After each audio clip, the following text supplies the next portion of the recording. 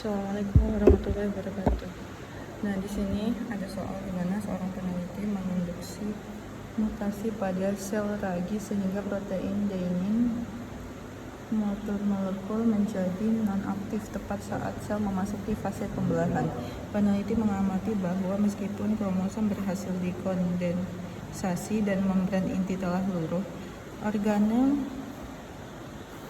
aparatus Golgi gagal terfragmentasi dan tidak dapat didistribusikan ke kutub-kutub sel yang berlawanan. Berdasarkan gangguan motorik molekul tersebut, manakah urutan mekanisme sebab akibat yang paling tepat menjelaskan? Nah, kita baca dulu ya semuanya. A. Difungsi dynein, kegagalan pembentukan mikrotubulus kinetoter. Lalu kromatid gagal berpisah, lalu sel anakan mengalami proliploidi. Nah, ini salah ya teman-teman, karena dynein memang berperan dalam mitosis, tetapi mengisahkan kromatid utama dilakukan oleh protein motor lain dan dipolimerasi mikrotubulus, jadi ini salah. Nah, kita coba yang B ya. Motor molekul rusak, lalu kegagalan vesikulasi, lalu Golgi, lalu penumpukan enzim hidrolitik di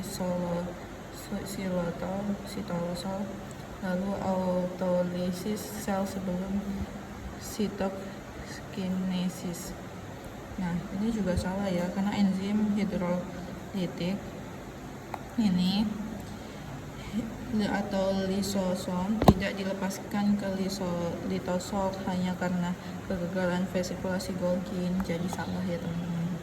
Nah, yang C sekarang, inhibisi motor protein, lalu gangguan transport vesikel, eksonosinototis, lalu kegagalan pembentukan membran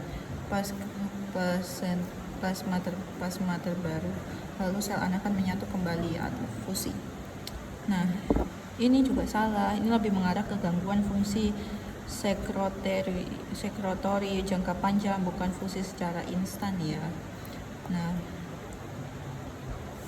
kegagalan fungsi motorik mikrotubulus, sekarang yang D ya, kegagalan fungsi mikrotubulus, hambatan plastisi organel yang tidak merata, sel anakan kekurangan komponen sistem intramembran, lalu kegagalan sekresi dan hormon pasca pembelahan.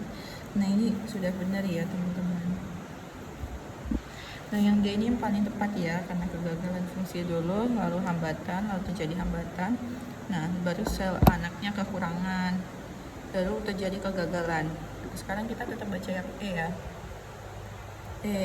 Mutasi dynein, lalu kegagalan kontraksi cincin, lalu aptomonis,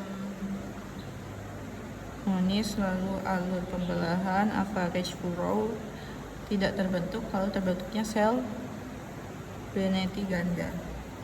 Nah, ini salah ya, pembentukan cincin itu, kontraktil itu untuk sitokinesis itu adalah peran filamen aktin yang miosin, bukan dynein.